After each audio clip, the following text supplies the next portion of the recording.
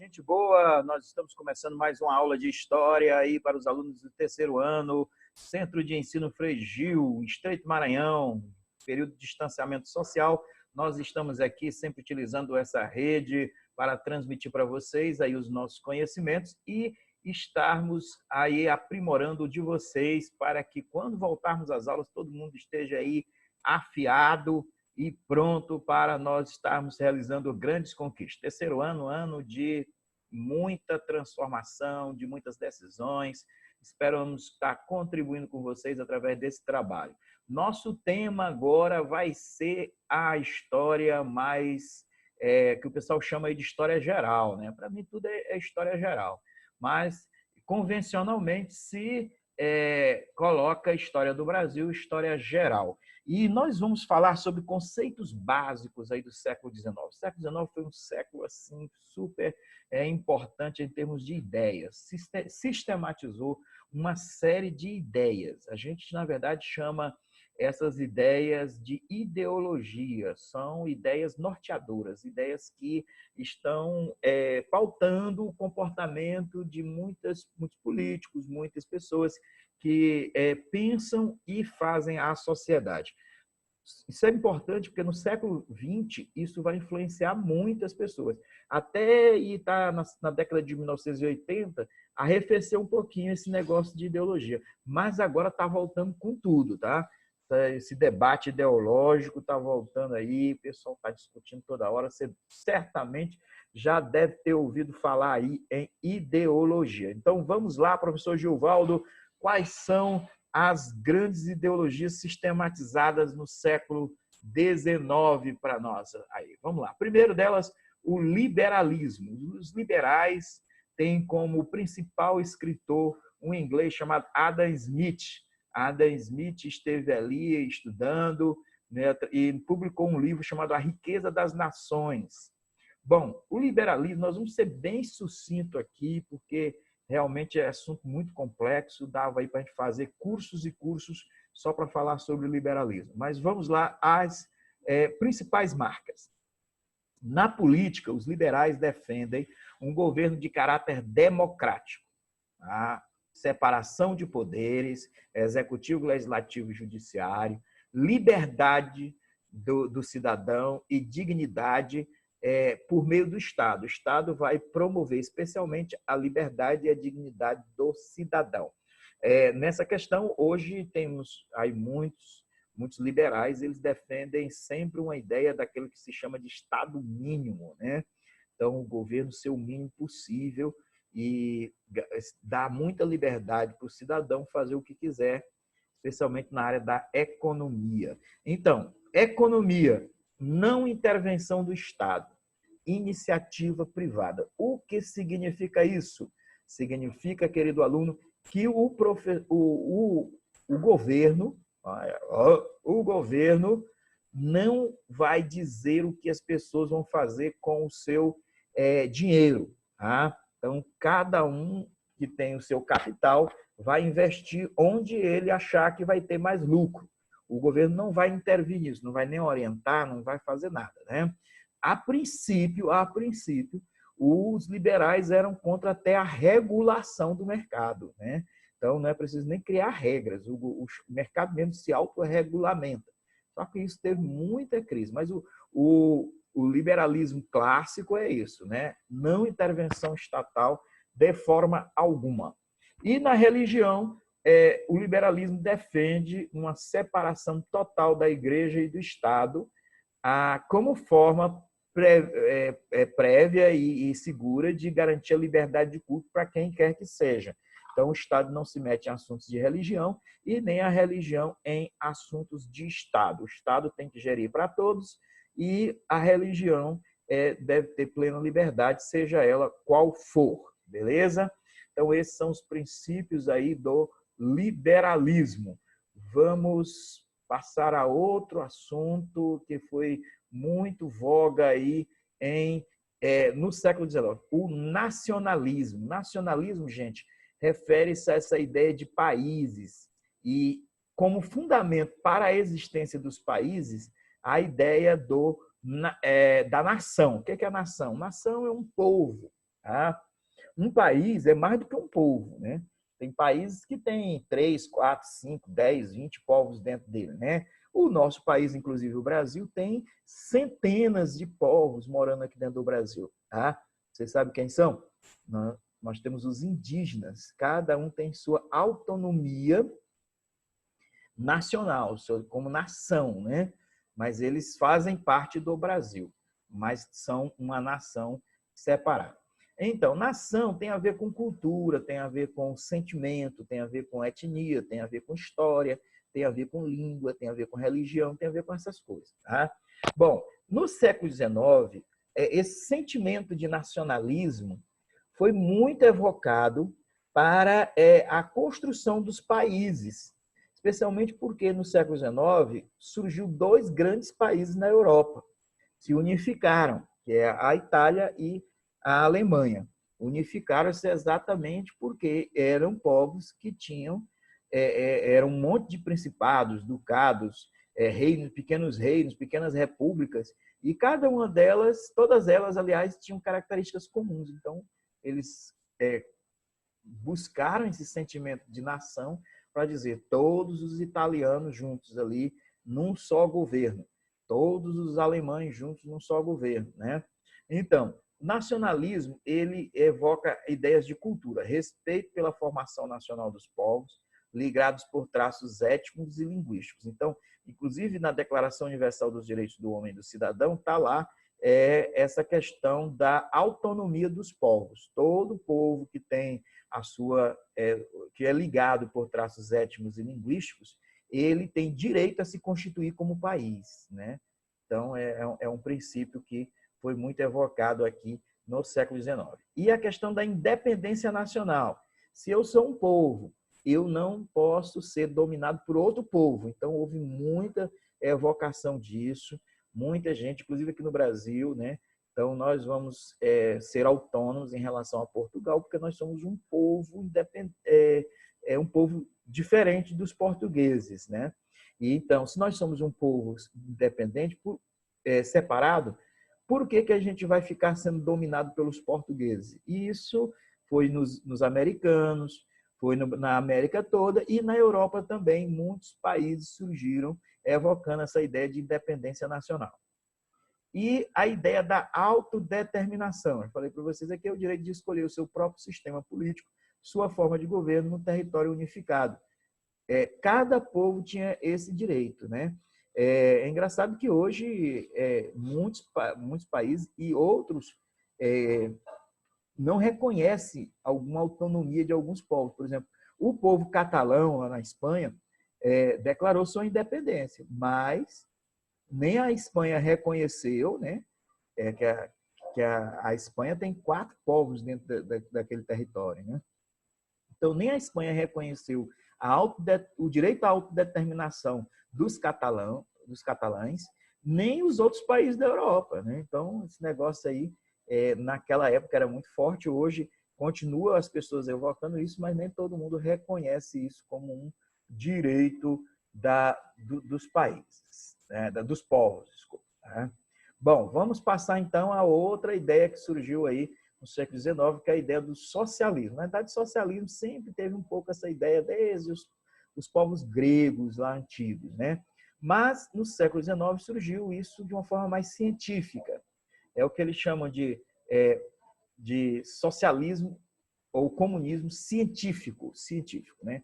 Que foi quando a ciência então trouxe algumas ideias para organizar essa temática de socialismo. Então, as características do socialismo no século XIX e que vai respingar no século XX e século XXI, eles são balizados por esses princípios aqui. Materialismo histórico, né? Que é aquela ideia de que existe dois fundamentos nas sociedades. A infraestrutura, que é a produção econômica, e a superestrutura, que é um conjunto de ideia, cultura, religião, moral, e é a fusão desses dois princípios que forma aquilo que se chama de modo de produção, que é uma coisa que a gente já tem até trabalhado aí com vocês, modo de produção. Só que a gente tem trabalhado modo de produção mais sempre focado na questão mais econômica, né? E o socialismo científico, o comunismo científico, ele aponta que existe também essa chamada superestrutura, que é um conjunto de ideias, de cultura, de religião, de moral, que está casada com a produção econômica. Tá? Um outro princípio que o socialismo científico levantou no século XIX é a chamada luta de classes, que é o chamado motor da história, que faz a história se movimentar. Segundo os comunistas desse ramo aqui do socialismo, há um conflito histórico entre as classes sociais. As pessoas são divididas em classes e há uma luta histórica entre as classes sociais. Quem é rico, quem é elite, quem está privilegiado, nunca vai estar distribuindo sua riqueza com os menos privilegiados, né? Eles vão explorar os menos privilegiados para exatamente manter ou aumentar a sua riqueza. Enquanto que os excluídos, né, os marginalizados da história, se quiserem ter alguma melhoria, algum benefício na história, tem que lutar, né? Então, é a chamada luta de classe. Outro princípio é o da mais-valia. É a parte do trabalho do cidadão não remunerada, né? O que acontece? Todo o capitalismo ele tem duas forças, a força do capital e a força do trabalho. Nada se produz sem essas duas forças, né? Sem o capital e sem o trabalho. Então, o capital é o dono vamos colocar aqui uma fábrica, né? O dono da fábrica. E o trabalho são os operários que trabalham naquela fábrica. Acontece que a parte que o capital entra, vamos colocar aqui em termos de porcentagem, vamos dizer que seja aí 50% do que é necessário para sair o produto final. E a parte que o trabalhador entra seja também 50%. Então, seria natural que o lucro da venda daquele produto fosse partido ao meio. Cada um recebesse aí 50% daquele trabalho produzido, né? Mas acontece que, por conta dessa dominação da elite, acaba que o trabalhador não recebe a parte que ele trabalhou, equivalente, justa, honesta, em relação ao trabalho. Então, há sempre uma exploração do trabalhador e ele está sempre produzindo de forma não remunerada, né? Então, imagina uma fábrica, uma confecção. E nessa fábrica, algumas senhoras trabalham lá como costureiras fazendo calças jeans. E cada calça jeans custa R$100. Então, durante um dia, uma daquelas mulheres, elas fazem 10 calças jeans. Então, durante 20 dias por mês, aquela mulher vai produzir, então, 20 vezes 10, 2.000 calças jeans. Tá? Com o preço de 10, a fábrica paga o salário daquela mulher. Ela ganha o dinheiro de 10 calças que ela produziu 2.000, né?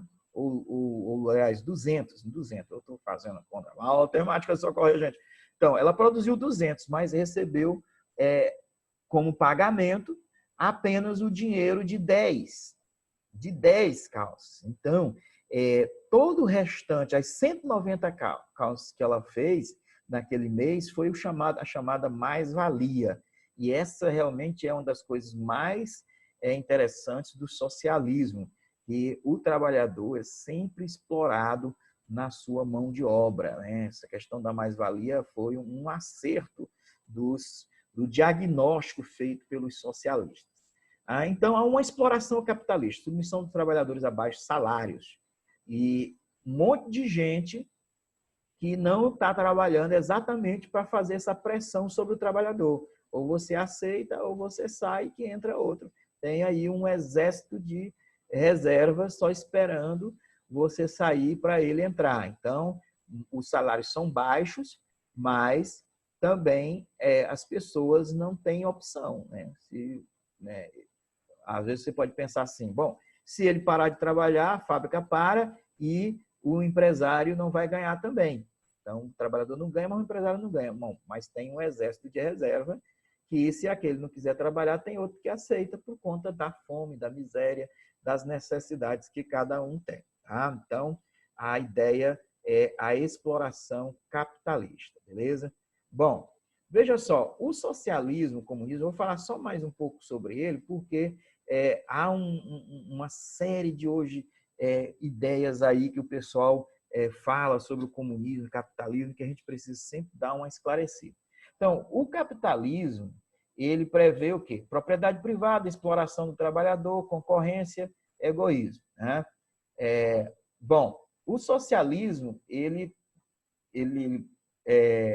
prevê dois momentos. Né? Um primeiro momento, que eles chamavam de ditadura do proletariado. O proletariado deveria tomar o poder à força, deveria tomar o poder econômico e político à força, né? E instituir um Estado autocrático, uma ditadura do proletariado, né? Em que a propriedade fosse comum, a propriedade dos bens de produção passasse para o Estado, dominado pelos trabalhadores, o Estado seria um coordenador geral e haveria, certo, uma democracia, entre aspas, né? Porque também não haveria pluralidade de partidos, apenas um partido único. Né? E isso aí seria uma transição para um ideal, que isso aqui nunca se concretizou de verdade, que é o comunismo, que não haveria mais necessidade de Estado, as pessoas se autogerenciariam através da cooperação e da amizade, e haveria liberdade e igualdade para todos. Né? Então, na verdade, isso aqui acabou virando uma utopia, nunca se realizou, e isso aqui ele se realizou, mas não de forma plena, e acabou se deteriorando historicamente, de maneira que hoje tem poucos bolsões de comunismo no mundo aí, sendo realmente muito prejudicado aí na sua formação histórica. Né? Muito bem. Nessa época, no século XIX, começo do século XX, vai se destacar também uma política radical aí, chamada anarquismo.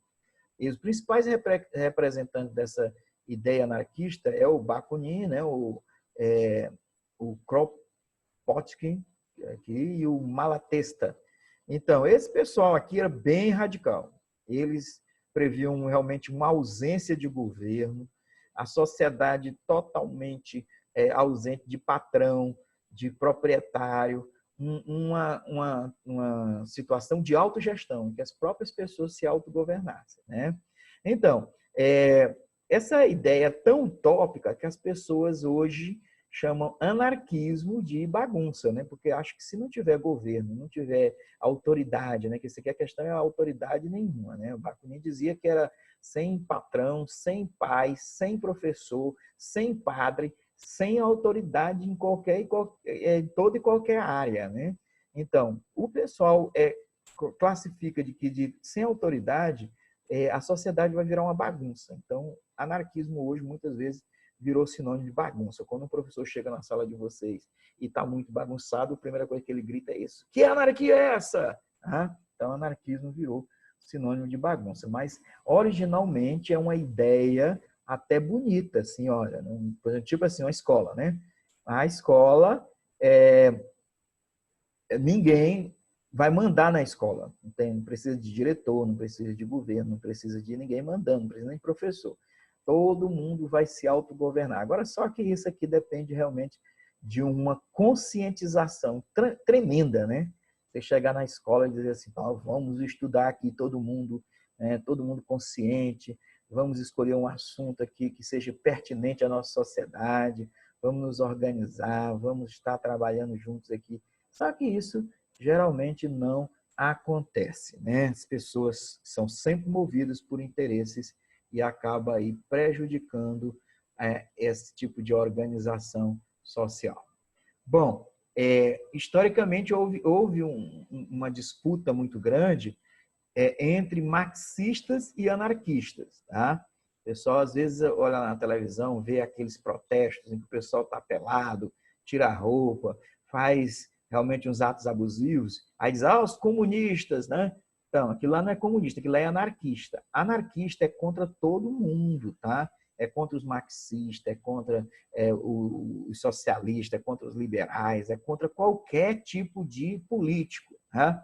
Então, na verdade, esse é o anarquista. Ele é radical, ele é apolítico, ele defende sempre a ideia dos trabalhadores fazerem greve geral, revolução armada, essas coisas todas. Os marxistas, historicamente, defendiam essa política da transição. Né? Nós vamos fazer a transição política, através de deputados, de políticos, de parlamento, de leis, de organização do Estado. Né? De certa forma, era pacifista, apesar de que depois os marxistas vão também ter a sua vertente que vai defender a Revolução Armada. Até hoje, ainda tem gente no meio do marxismo que defende a Revolução Armada, são chamados trotskistas. Né? Então, beleza, vamos lá em frente. Repercussões históricas do século XIX. Olha, essas ideias aí, essas ideias do liberalismo, do socialismo, do anarquismo e o nacionalismo, elas repercutiram no século XIX e no século XX de forma tremenda. Né? Por exemplo, na França, importantes revoluções, como a de 1830 e 1848, foram orientadas por essas ideologias. No século, entre 1837 e 1901, a era vitoriana foi totalmente orientada por esses princípios do liberalismo. Aí, né? Na Itália, a unificação da Itália em 1870, que tem até a participação de uma brasileira nesse negócio lá, né? Que é a Anitta, que casou com Garibaldi, aí, tem uma história bonita, aí, uma história de amor, aí, de meio amor, meia boca, aí, mas paixão e sentimento aí, nacionalismo. Então, está bem presente aí nessa questão da Anitta Garibaldi. Tem filmes, tem séries aí sobre essa questão. Então, a Itália unificou-se em 1870, usando muito essa questão do nacionalismo. Mesma coisa da Alemanha, em 1871, a independência do Brasil, a abdicação de Dom Pedro I, a proclamação da República no Brasil, todas evocando essas ideias de nacionalismo. Os Estados Unidos, a expansão para o oeste, guerra de secessão. Olha, não tem povo que tem mais essa ideia de nacionalismo do que os americanos. Né? Inclusive, eles têm um princípio neles chamado princípio de destino manifesto. Eles acreditam que Deus escolheu os Estados Unidos para ser a nação mais importante do mundo, né? Que vai governar o mundo e dar as diretrizes para o mundo, de todas as áreas, tanto a área econômica, política, social, religiosa, tudo é os Estados Unidos. Então, eles têm essa ideia incrível, todo mundo lá pensa desse jeito, os Estados Unidos é o centro do mundo. A América, de uma forma geral, os movimentos de independência na América, todos também partiram por alimentaram-se nessas ideologias aí do século XIX. Queridões, valeu aí. Espero ter contribuído para que você, ao estudar agora os outros assuntos, vocês tenham sempre aí essa luz desses conceitos aí que serão super importantes para você entender tudo que nós vamos estudar daqui para frente e muitas coisas que você escuta aí na televisão, que você escuta os políticos discutindo, tudo tem a ver com essas ideias aqui e outras novas que vão surgir agora já recentemente. Eu espero que tenha contribuído aí com todos e tenham todos aí uma boa aula, estudem, vejam, revejam e que realmente a gente possa aí estar sempre aprendendo mais e mais aí para que você possa estar pronto e preparado para tudo que vem pela frente. Deus abençoe vocês, um abraço, até mais. Tchau e acabou.